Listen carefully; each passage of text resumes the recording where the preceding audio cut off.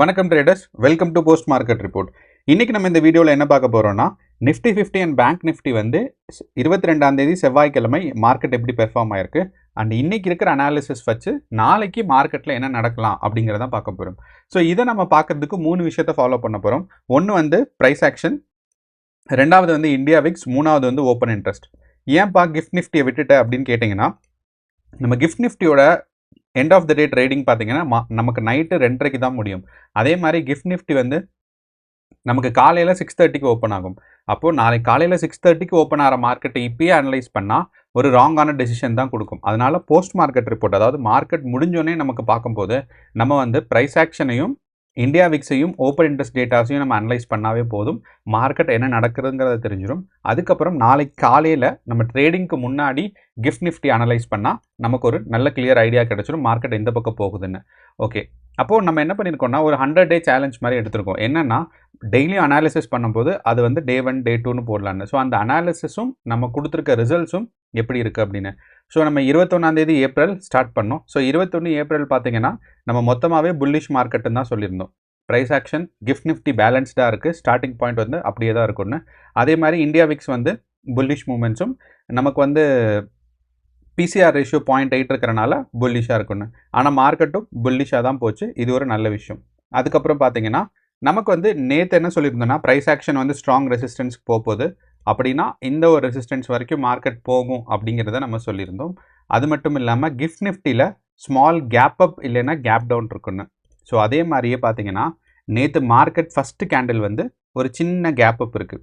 அப்போது இந்த gap up இருக்குங்கிறத நம்ம ஞாபகம் வச்சுக்கணும். அப்போது இந்த கேப் அப் நடந்துச்சு ஒன்று. ரெண்டாவது இந்தியா விக்ஸில் வந்து 15 ரேஞ்சில் இருக்குது. ஸோ புல்லிஷ் மூமெண்ட்ஸ் இருக்குன்னு. ஸோ ஓவராலாக பார்த்தீங்கன்னா மார்க்கெட் வந்து புல்லிஷ் மார்க்கெட்டாக தான் இருந்துச்சு.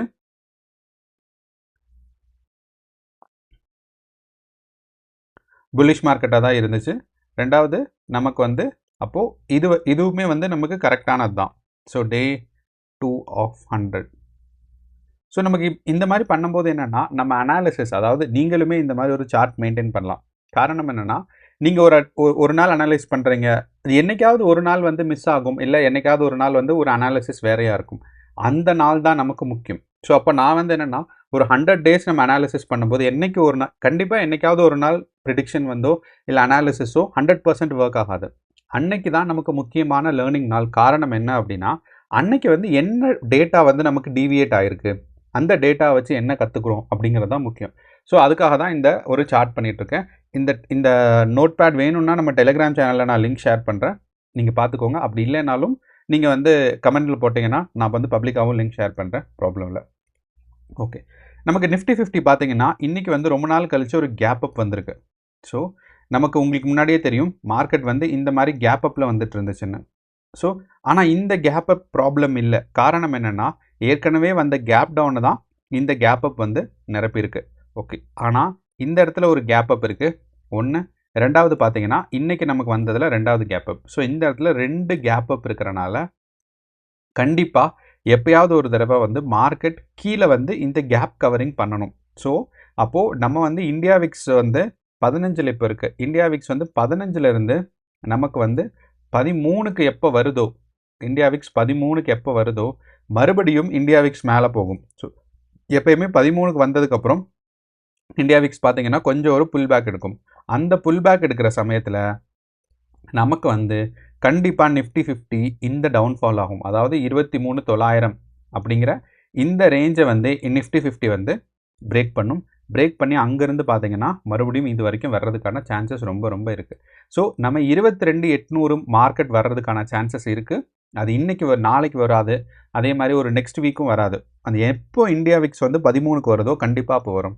ஏன் சொல்கிறேன் அப்படின்னா எப்பயுமே கேப் அப் வந்துச்சு அப்படின்னா அந்த கேப்பை கவர் பண்ணணும். கவர் பண்ணலைன்னா இங்கே இருக்கிற மார்க்கெட்டோட பொசிஷன்ஸ் எல்லாம் எக்ஸிக்யூட் ஆகாமல் இருக்கும். அந்த எக்ஸிக்யூட் ஆகாத பொசிஷன்ஸ் எல்லாம் தான் சில பேர் என்ன பண்ணுவாங்க, கேரி ஓவர் பண்ணியிருப்பாங்க, இல்லைனா மந்த்லி எக்ஸ்பைரி எடுத்திருப்பாங்க, இல்லைனா இயர்லி எக்ஸ்பைரி எடுத்திருப்பாங்க. அப்போது கண்டிப்பாக இங்கே இருக்கிற டேட்டாஸ் எல்லாம், அதாவது இங்கே இருக்கிற பொசிஷன்ஸ் எல்லாம் எப்போயாவது க்ளோஸ் ஆகணும். அந்த ஒரு காரணத்தினாலேயே மார்க்கெட் வந்து கீழே புஷ் பண்ணி கொண்டு வருவாங்க. ஸோ அப்போது நம்ம வந்து இப்போ இருக்கிற ஒரு ஹையஸ்ட் மார்க்கெட்லேருந்து நமக்கு ப்ரைஸ் கரெக்ஷன் வரும்போது மார்க்கெட் வந்து டவுன்ஃபால் இருக்கும். ஸோ எப்பயுமே வந்து நான் ஏற்கனவே சொல்லியிருக்கேன், மார்க்கெட் மேலே போகிறேன்னா இப்படி ஸ்ட்ரைட்டாக போகாது, இப்படி மேலே போகும், ஒரு சின்ன ப்ரைஸ் கரெக்ஷன் வரும், திருப்பி மேலே போகும், அப்படி தான். ஸோ அதனால் மார்க்கெட் இப்படி மேலே இப்போ போயிருக்கு, அப்போ ஒரு சின்ன ப்ரைஸ் கரெக்ஷன் வரும், திருப்பி போகும். ஸோ அப்படிங்கிறத நம்ம ஒரு எக்ஸ்பெக்டேஷனில் நீங்கள் வச்சுக்கணும். ஸோ இது வந்து ஒரு ஓவரால் ப்ரைஸ் ஆக்ஷன்ஸ் பார்க்கும்போது இந்த மாதிரி போகிறதுக்கு தான் சான்சஸ் இருக்குது. நீங்கள் வந்து மார்க்கெட்டில் இருக்கும்போது உங்களுக்கு தெரியும். எப்பயுமே வந்து பார்த்தீங்கன்னா, இப்போ நேற்றே பாருங்கள், நேற்றே மார்க்கெட் மேலே போகும்போது என்ன நடந்திருக்குன்னா, இங்கேருந்து இப்படி ஸ்ட்ரைட்டாக போகல, இங்கேருந்து மேலே போச்சு, கொஞ்சம் கீழே இறங்குச்சு, திருப்பி மேலே போச்சு, கொஞ்சம் கீழே இறங்கியிருக்கு.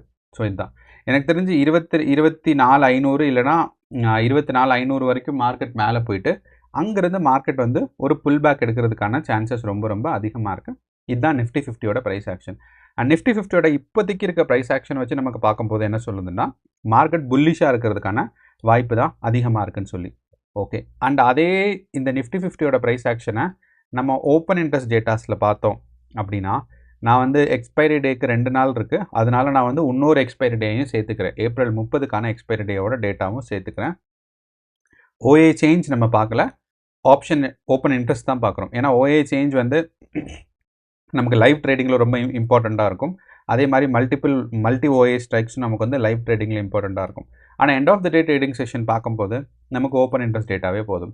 இந்த ஓப்பன் இன்ட்ரெஸ்ட் டேட்டாவில் நமக்கு இப்போ 2 நாள் இதை வச்சோம்னா, ஐ மீன் 2 எக்ஸ்பைரி டே இன்க்ளூட் பண்ணோன்னா, இந்த இடத்துல பார்த்தீங்கன்னா பிசிஆர் ரேஷியோ 0.8 ஆயிடுச்சு. நாளைக்கு மட்டும் வச்சாலும் 0.89 இருக்குது.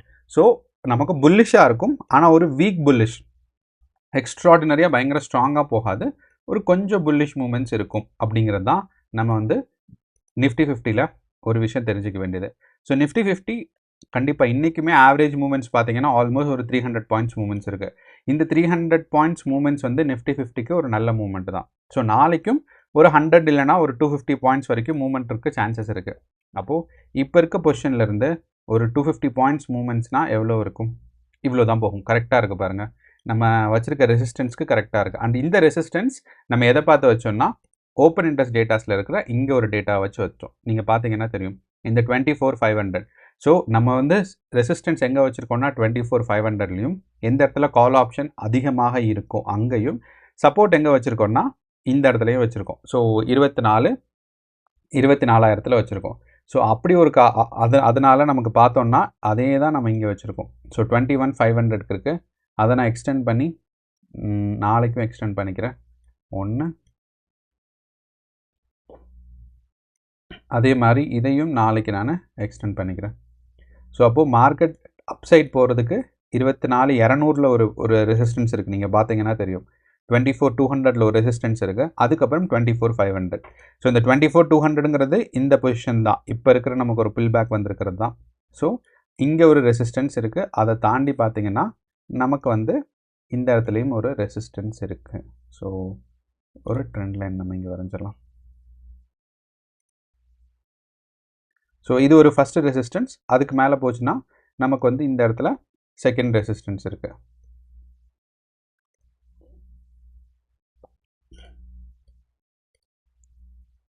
24,500 ஒரு செகண்ட் ரெசிஸ்டன்ஸ் இருக்குது. ஸோ இது ரெண்டுமே வந்து பாசிட்டிவ்கான resistance.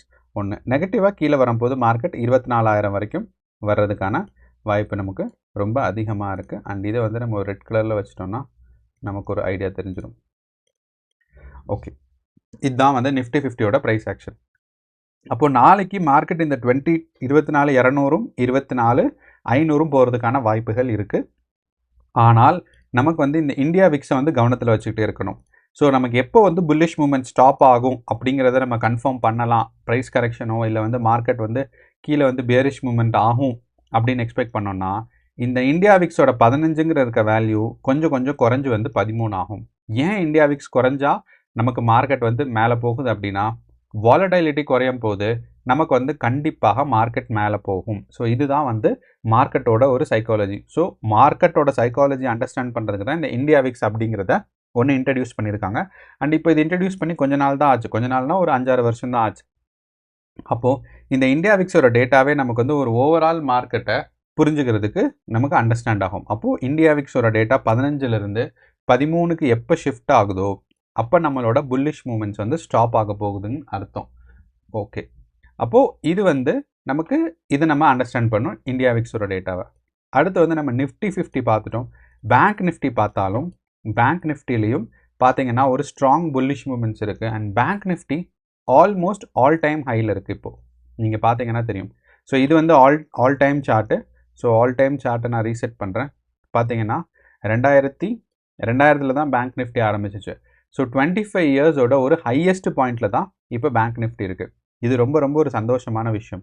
So bank Nifty all time ஹையில் இருக்கிறனால நம்ம என்ன எக்ஸ்பெக்ட் பண்ணலான்னா ஒரு சின்ன ப்ரைஸ் கரெக்ஷன் பேங்க் நிஃப்டிலையும் வர்றதுக்கு ஒரு எக்ஸ்பெக்டேஷன்ஸ் நம்ம வந்து வைக்கணும்.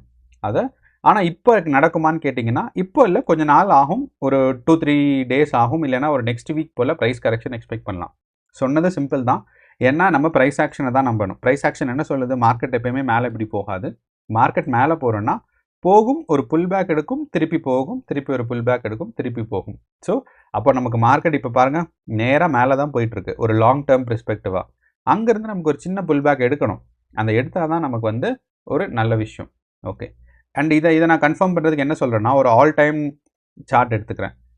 ஆல் டைம் சார்ட் எடுக்கும்போது இந்த க்ரீன் கேண்டிலுக்கு அப்புறம் பார்த்தீங்கன்னா ஒரு சீரீஸ் ஆஃப் ரெட் கேண்டில், அதுக்கப்புறம் 2 க்ரீன் கேண்டில், அதுக்கப்புறம் ஒரு சின்ன ஒரு ரெட் கேண்டில் இந்த இடத்துல ஃபார்ம் ஆகும். அண்ட் இப்போ நம்ம வச்சுட்டு இருக்கிறது மந்த்லி டேட்டா. அப்போது இந்த மாதம் ஏப்ரல் மாதம் க்ரீனாக இருக்குன்னா மே மாதம் கொஞ்சம் புல் பேக் எடுக்கிறதுக்கு நிறையா வாய்ப்பு இருக்குங்கிறத நம்ம ஒரு லாங் டேர்ம் பெர்ஸ்பெக்டிவாக மனசில் வச்சுக்கணும். இந்த லாங் டேர்ம் பெர்ஸ்பெக்டிவை ஒரு அண்டர்ஸ்டாண்ட் பண்ணுறதுல என்ன ஒரு லாபம் அப்படின்னு நீங்கள் கேட்டிங்கன்னா, லாங் டேர்ம் பெர்ஸ்பெக்டிவ் அண்டர்ஸ்டாண்ட் பண்ணும்போது எப்போ மார்க்கெட் டவுன்ஃபால் ஸ்டார்ட் ஆகுதோ அந்த டவுன்ஃபாலை இண்டிகேட் பண்ணுறது நம்ம இந்தியா விக்ஸ் வச்சு கண்டுபிடிச்சிக்கலாம்.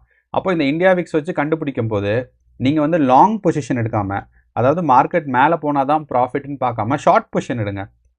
இங்கே விற்று இங்கே வாங்குங்க. ஸோ பையிங் அண்ட் செல்லிங் வந்து மாற்றினீங்கன்னா ஷார்ட் பொசிஷன்.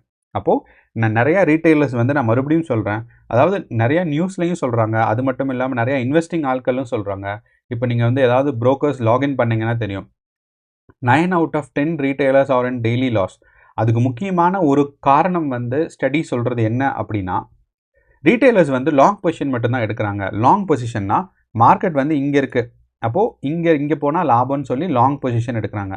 ஆனால் லாங் பொசிஷன் மட்டும் இல்லை, நீங்கள் வந்து மார்க்கெட் எப்போ இந்த மாதிரி புல் பேக் எடுக்குதோ பாருங்கள், இந்த இடத்துல நம்ம புல் பேக் இருக்கும் அப்படின்னு ஒரு எக்ஸ்பெக்டேஷன் இருந்துச்சுன்னா மார்க்கெட் இங்கே போயிட்டு திருப்பி இந்த புல் பேக் வரும்போது நம்ம என்ன பண்ணிடலாம், திருப்பி இந்த இடத்துல பொசிஷன் எடுத்து இங்கே விற்றுடலாம். ஸோ ட்ரெண்டிங் மார்க்கெட்டில் அப்வர்ட் ட்ரெண்டிங்லேயும் நமக்கு வந்து லாபம் கிடைக்கும், டவுன்வர்ட் ட்ரெண்டிங்லேயும் இருக்கும். ஸோ நீங்கள் வந்து 2 பக்கமுமே ஸ்ட்ராட்டஜி பில்ட் பண்ணி வைக்கணும். ஸோ ஏன்னா நமக்கு வந்து புல் பேக்குக்கான நேரம் வந்துட்டுருக்கு. அப்படிங்கிறனால நீங்கள் வந்து ஒரு டவுன் சைட் மார்க்கெட் ஷார்ட் காலிங்க்கு நீங்கள் வந்து பொசிஷன் எடுத்து வைக்கணும். ஆப்ஷன்ஸில் இருக்கவங்க நிறையா பேர் யோசிப்பீங்க, ஆப்ஷன் சார்ட்டில் இதெல்லாம் எதுக்கு, நான் வந்து டெய்லியும் ஆப்ஷன்ஸ் தான் பண்ணுறேன்னு. ஆனால் நீங்கள் ஆப்ஷன்ஸ் பண்ணும்போதே வந்து உங்களுக்கு வந்து அதாவது புட் எடுக்கணுமா கால் எடுக்கணுமாங்கிற டெசிஷனும் இந்த long and short position strategy decide பண்ணும். ஸோ அதை நீங்கள் வந்து அண்டர்ஸ்டாண்ட் பண்ணி வைக்கிறது ரொம்ப ரொம்ப முக்கியம். ஓகே, ஸோ இப்போ நிஃப்டி 50 பேங்க் நிஃப்டி பார்த்தீங்கன்னா ஆல்மோஸ்ட் ஆல் டைம் ஹையில் இருக்குது. ஆனால் நமக்கு பேங்க் நிஃப்டி வந்து ஆல் டைம் ஹையில் இருக்குது. ஆனால் நிஃப்டி 50 பார்த்தீங்கன்னா ஆல் டைம் ஹையிலேருந்து ஒரு புல் பேக் பொசிஷனில் இருக்குது. இந்த இடத்துல பார்த்தீங்கன்னா தெரியும். அப்போது நிஃப்டி 50 இன்னும் கொஞ்சம் க்ரோ ஆகிறதுக்கு சான்சஸ் இருக்குது. ஆனால் Nifty 50 and bank Nifty almost ஒரே டைமில் தான் புல் பேக் எடுக்கும். ஸோ அப்படிங்கிறனால நமக்கு வந்து இப்போ நிஃப்டி 50 பார்த்தீங்கன்னா ஒரு நமக்கு செப்டம்பர் மாதம் மேலே போனது, அதுக்கப்புறம் ஃபுல் டவுன்ஃபால், அங்கேருந்து இப்போ பாசிட்டிவாக இருக்குது. மேபி இன்னொரு மாதம், அதாவது இந்த ஏப்ரல் மாதம் முடியும், இல்லைனா நமக்கு வந்து ஒரு மே மாதம் பாதி வரைக்குமாவது நமக்கு வந்து நிஃப்டி 50 பாசிட்டிவாக இருக்கும். அதுக்கப்புறம் ஒரு சின்ன புல் பேக் எடுத்துகிட்டு மறுபடியும் மேலே போகிறதுக்கான வாய்ப்பு இருக்குது. ஸோ நிஃப்டி 50 வந்து ஆல் டைம் ஹையிலேருந்து எவ்வளவு டிஸ்டன்ஸ் கம்மியாக இருக்குன்னா 7% கீழே இருக்குது. அண்ட் 7% பேட் இல்லை, ஏன்னா நம்ம யூஎஸ் மார்க்கெட்ஸ்லாம் பார்த்தீங்கன்னா ஆல் டைம் ஹையிலேருந்து ரொம்பவே கீழே இருக்குது. ஸோ இது வந்து ஆல் டைம் ஹை. யூஎஸ் மார்க்கெட்டோட கரண்ட் பொசிஷன் பார்த்தீங்கன்னா 20%. அண்ட் நான் வந்து க்ளோசிங் கேண்டில் பார்த்தாலுமே 13%. ஸோ அப்போ இந்தியன் மார்க்கெட் வந்து யூஎஸ் மார்க்கெட்டோட பெட்டராக தான் பெர்ஃபார்ம் ஆகிட்டுருக்கு. அண்ட் யூஎஸ் மார்க்கெட் டவுன் ஆகிறதுக்கு முக்கியமான காரணம் உங்களுக்கே தெரியும், யூஎஸோட புது பிரசிடெண்ட் நம்மளோட ட்ரம்ப். புதுசு இல்லை, அவர் செகண்ட் டைம் பிரசிடெண்ட்டாக வராரு.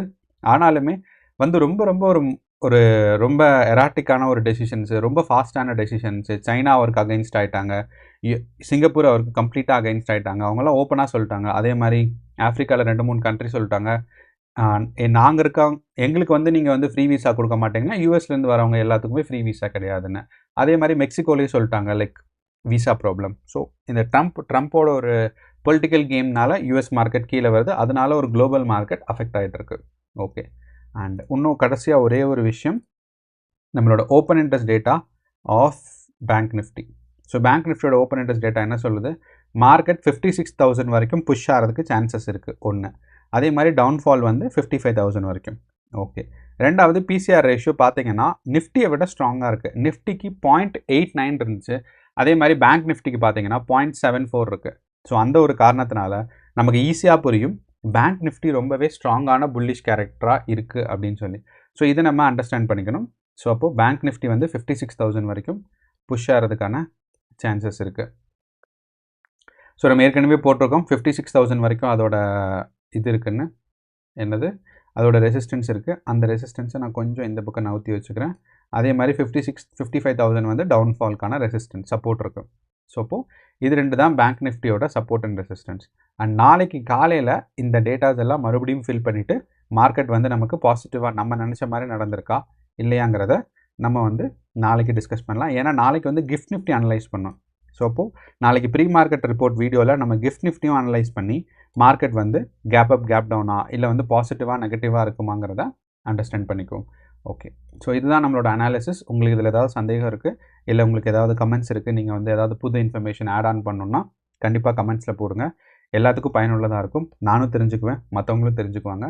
ஸோ அதே மாதிரி நம்ம சேனலில் டெய்லி வந்து நிஃப்டி 50 அண்ட் பேங்க் நிஃப்டியோட pre market and post market report and நிறையா பேர் சொல்லியிருக்காங்க மார்க்கெட் ரிப்போர்ட் இது வந்து ரொம்ப ஹெல்ப்ஃபுல்லாக இருக்குன்னு. ஸோ இதை வந்து உங்களுக்கு தொடர்ந்து தெரிஞ்சுக்கிறதுக்கு சேனலை சப்ஸ்கிரைப் பண்ணி சப்போர்ட் பண்ணுங்கள். அண்ட் நாளைக்கு ட்ரேடிங் செஷனுக்கு ஆல் தி பெஸ்ட். நன்றி, வணக்கம்.